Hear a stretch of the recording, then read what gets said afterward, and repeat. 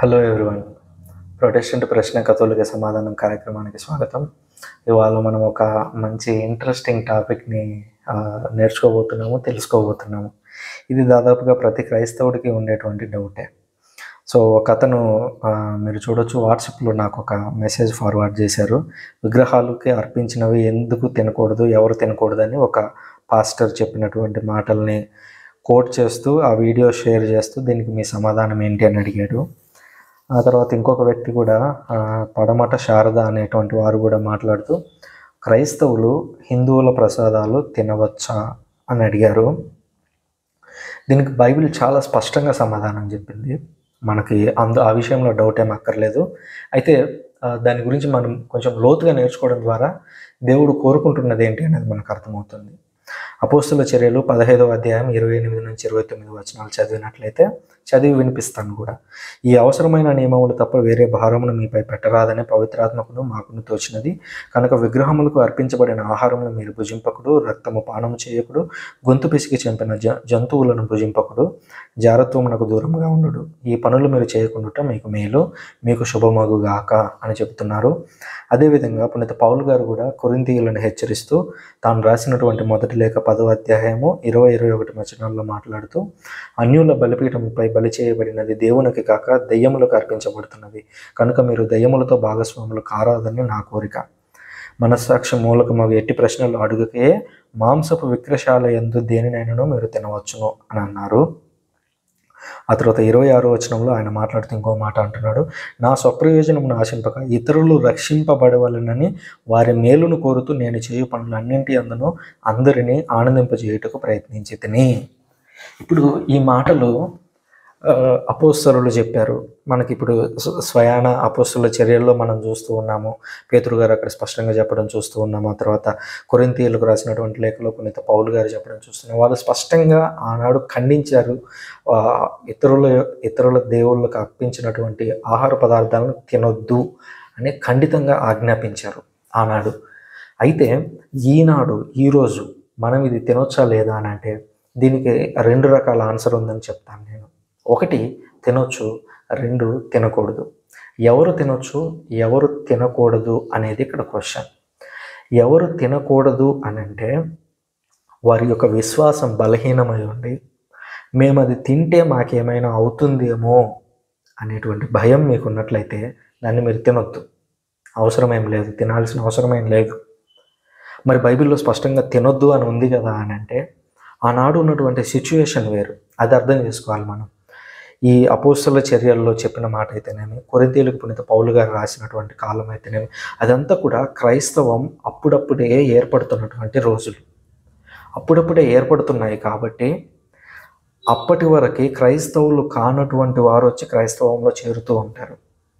అప్పుడు వాళ్ళు ఏం చేస్తారంటే వాళ్ళ దగ్గర ఉన్నటువంటి ఆచారాలను తీసుకొచ్చి మన దాంట్లో కలగా పులగం చేయడానికి ప్రయత్నిస్తారు. అంటే ఆచారాలు మిక్స్ అయ్యేటువంటి ప్రమాదం ఉంది అనేటువంటి ఒక ఆలోచనతో పునీత పౌలు గారు దాన్ని ఖండిస్తున్నారు.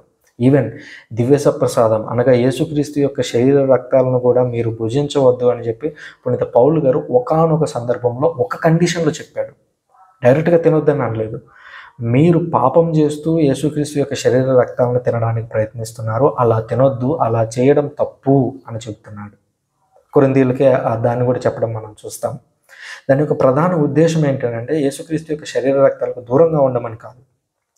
మీరు పవిత్రంగా లేకుండా చర్చికి వస్తే అదేదో ఒక బ్రెడ్ ఉంటుంది, ద్రాక్షారసం ఉంటుంది. ఇప్పుడంటే మనకు కొద్దిగా ఇస్తున్నారు, కానీ ఆ రోజుల్లో జనరల్గా పెద్దగా ఇచ్చేవారు ముక్కలు. సో ఆ రోజుల్లో దాన్ని తినడానికి మాత్రమే కొంతమంది వచ్చేవారు. అది యేసుక్రీస్తు శరీరం అనేటువంటి కోణంలో నుంచి కాకుండా అది ఒక బ్రెడ్ అనేటువంటి కోణంలోంచి తినే వాళ్ళు వస్తుంటే అందుకని వాళ్ళని హెచ్చరిస్తూ అంటున్నాడు. మీలో ఇప్పటికే కొందరు మరణించారు. ప్రొటెస్టెంట్ బైబిల్లో అయితే ఇప్పటికే నిద్రించరు అని కూడా రాశారు. సో మీలో ఇప్పటికే కొందరు నిద్రించారు, ఇంకొంతమంది అనేక రకాలైనటువంటి రోగాలతో బాధపడుతున్నారు. ఎందుకనంటే మీరు యేసుక్రీస్తు యొక్క శరీర రక్తాలను అయోగ్యంగా తిన్నారు కాబట్టి అని. అంటే అక్కడ ఒక సమస్య ఉంది. వారు అయోగ్యంగా తింటున్నారు, పాపాలు చేస్తూ తింటున్నారు. అది యేసుక్రీస్తు శరీర రక్తాలు కాదు అనే ఉద్దేశంతో తింటున్నారు. అందుకని పౌలు అక్కడ హెచ్చరిస్తున్నాడు. అలాగే ఇక్కడ హెచ్చరించడానికి కూడా ఒక రీజన్ ఉంది. ఆ రీజన్ ఏంటంటే క్రైస్తవం అప్పుడప్పుడే పురుడు పోసుకుంటుంది, అప్పుడప్పుడే ప్రపంచంలోకి వెళ్తుంది.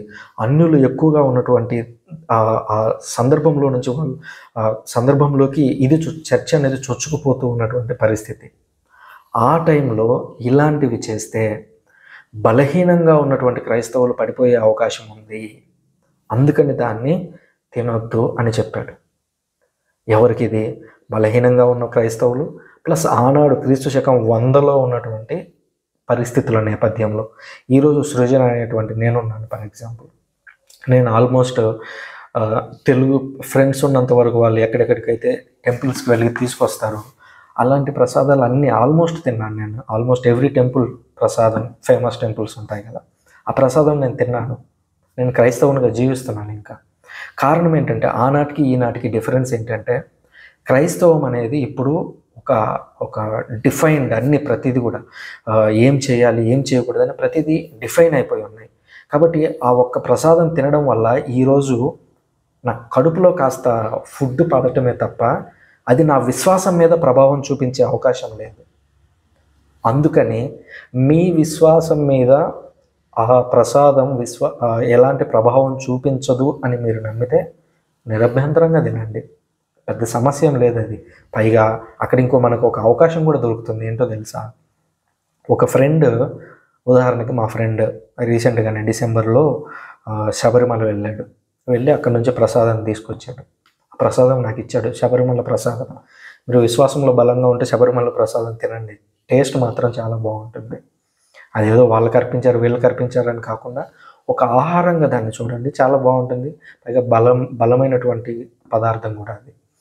సో అది తీసుకొచ్చి నాకు ఇచ్చాడు, నేను అది తీసుకున్నాను, తిన్నాను. ఇప్పుడు నాకు వాడి దగ్గర ఒక అవకాశం దొరుకుతుంది. ఏంటంటే వాడు నాకు వాళ్ళ దేవుళ్ళ యొక్క ప్రసాదం ఇస్తే నేను తీసుకున్నాను కాబట్టి నేను ఏదో ఒక రోజు యేసుక్రీస్తు గురించి ఫ్రీగా అతనితో మాట్లాడగలను. వాస్తవమా కాదా? ఒకవేళ వాడు ప్రసాదం తెచ్చివ్వగానే నాకు వద్దు పోరా అని తోసేసాను అనుకో, నేను ఇంకా జీవితంలో అతని దగ్గర యేసుక్రీస్తు గురించి మాట్లాడగలనా? నేననే కాదు, క్రైస్తవుడు ఎవడైనా సరే వాడి దగ్గరికి వెళ్ళినప్పుడు నేను ఇచ్చిన ప్రసాదం నువ్వు తినలేకపోయావు కానీ నువ్వు చెప్పేది నేను వినాలా అని అంటాడు. అంటే మనము ఆచారాల నెపంతో లేదా ఏదో వాళ్ళకి అర్పించినటువంటి ప్రసాదం అనే నెపంతో ఒక వ్యక్తికి దూరం అయిపోతున్నాం. అతను యేసుక్రీస్తు దగ్గరకు వచ్చేటువంటి ఉన్న అవకాశాలని తగ్గిస్తున్నాం. అతను తెలుసుకోవచ్చేమో, మేబీ ఒక 2 రోజులు లేట్గానో, లేదా అసలు తెలుసుకోకపోవచ్చేమో. మనం తిరస్కరిస్తే వాళ్ళ మీద పడే ప్రభావం చాలా నెగిటివ్గా ఉంటుంది. అది మనమైనా అర్థం చేసుకోవచ్చు. అది సాధారణంగా అరే మేము పవిత్రమైన భావంతోనే కదా తెచ్చిస్తాం. ఇప్పుడు ఎవడైనా ప్రసాదం తెచ్చి ఇచ్చాడంటే మంచి జరగాలని తెచ్చిస్తాడు తప్ప వాడి ఉద్దేశంలో వాడికి చెడు జరగాలని అనుకోడు, ఎవడు అనుకోడు. అది మేబీ వాళ్ళు వర్షిప్ చేసే దేవుళ్ళు వేరే ఉండొచ్చు, కానీ అదొక మంచి మనసుతోనే తెచ్చిస్తాడు. ఒక మంచి మనసుతో తెచ్చిచ్చినప్పుడు మనం అంతే మనసుతో స్వీకరించి వాడి విశ్వాసాన్ని స్వీకరించట్లేదు, వాడు ఇస్తున్నటువంటి ఆహారాన్ని స్వీకరించి మనం ఒక అవకాశాన్ని కల్పించుకుంటున్నాం యేసుక్రీస్తు గురించి చెప్పడానికి. అలాంటి ఒక మంచి అవకాశాన్ని మిస్ చేసుకోవాలని నేను ఎప్పుడు అనుకోను. అందువల్ల ఎవరన్నా ప్రసాదం తెచ్చిచ్చినప్పుడు సంతోషంగా తీసుకుంటాను. అది నా విశ్వాసం మీద ప్రభావం చూపించట్లేదు కాబట్టి నాకే ప్రాబ్లం లేదు. ఒకవేళ మీరు నెగిటివ్గా ఆలోచిస్తే, అంటే అది నా విశ్వాసం మీద ప్రభావం చూపిస్తుంది అని అంటే సున్నితంగా తిరస్కరించండి.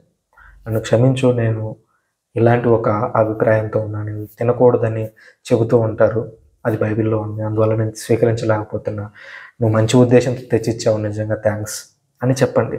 లేదా అట్లీస్ట్ తీసుకొని మీకు తినాలని లేకపోతే అతనికి కనిపించకుండా దాన్ని ఎక్కడైనా పడేయడానికి ప్రయత్నించండి. అంతే తప్ప వాళ్ళ ముందు అవుట్ రైట్గా దాన్ని తిరస్కరించడం వల్ల మేబీ ఒక సువార్త చెప్పే అవకాశాన్ని మనం కోల్పోతున్నామేమో అనేది నా యొక్క అభిప్రాయం.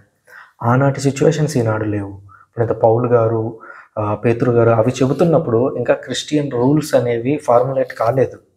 అందువల్ల ఆనాడు అది అవసరం, అది అత్యవసరం. ఇతర దేవుళ్ళ యొక్క ఆరాధన విధానాలు క్రైస్తవంలోకి రాకుండా ఉండాలి అని అంటే ఆ నియమం పెట్టడం అప్పుడు అవసరం. కానీ ఇప్పుడు అంత టైట్గా ఉండాల్సిన పని లేదు అనేది నా యొక్క అభిప్రాయం. కాబట్టి నేను చాలా తిన్నాను, నేను స్వీకరించాను. అది నా విశ్వాసం మీద ప్రభావం చూపించలేదు, బదులుగా వాళ్ళకి యేసుక్రీస్తు గురించి చెప్పడానికి ఒక అవకాశం కల్పిస్తున్నాను. అది ఇంకా సింపుల్గా చెప్పాలంటే అది కల్పించే అవకాశం ఎలా ఉంటుంది? క్రిస్మస్ రోజు ఒక డిన్నర్ ఇస్తాము. డిన్నర్ ఇచ్చేటప్పుడు జస్ట్ నేను ఒక్క నిమిషం ప్రేయర్ చేస్తాను క్రిస్మస్ కదా అని. అప్పుడు వాళ్ళు దాన్ని మంచి మనసుతో స్వీకరిస్తారు. ఆ టైంలో వాళ్ళు విన్న ప్రార్థనలు, వాళ్ళు విన్న పదాలు కానీ, వాళ్ళు విన్న పేర్లు కానీ బహుశా వాళ్ళని దేవుని దగ్గరికి నడిపించే అవకాశం ఉంటుంది. అదే నేను తిరస్కరించి ఉంటే వాడు అక్కడి నుంచి లేచి వెళ్ళిపోతాడు. అయిపోయిన తర్వాత వస్తాలేరా అని అంటాడు. ఇంకేముంది, మనం ఒక అవకాశం కోల్పోయినట్టే. కాబట్టి అది కోల్పోకూడదని నేను అనుకుంటూ ఉంటాను. కాబట్టి నేను స్వీకరిస్తాను. ఇంకా రెండోది ఏంటంటే, అది ఆ ప్రసాదం అనేది స్వీకరిస్తే మనకి ఏదైనా జరుగుతుందేమో అనే ఒక ఒపీనియన్ ఉంటుంది. అలా భయపడాల్సిన పని ఏం లేదు. మీరు ప్రసాదం తీసుకోగానే, దేవా ఈ ఆహారాన్ని పవిత్రపరచు, నా ఫ్రెండ్ ఒక మంచి ఉద్దేశంతో దీన్ని తెచ్చిచ్చాడు, అతనికి నేను సువార్త చెప్పే ఒక అవకాశాన్ని నేను తీసుకుంటున్నాను, కాబట్టి దీన్ని పవిత్రపరచు అని తింటే దేవుడు పవిత్రపరచకుండా ఉంటాడా? దేవుడు పవిత్రపరచలేనిది ఈ భూలోకంలో ఏదన్నా ఉందా? సమస్తము దేవుడు ఇచ్చిందే కదా. అందులో నుంచి వాళ్ళు కొన్ని పదార్థాలు కలుపుకున్నారు. బహుశా అది వాళ్ళ దేవుళ్ళకి అర్పించుకొని ఉండొచ్చు.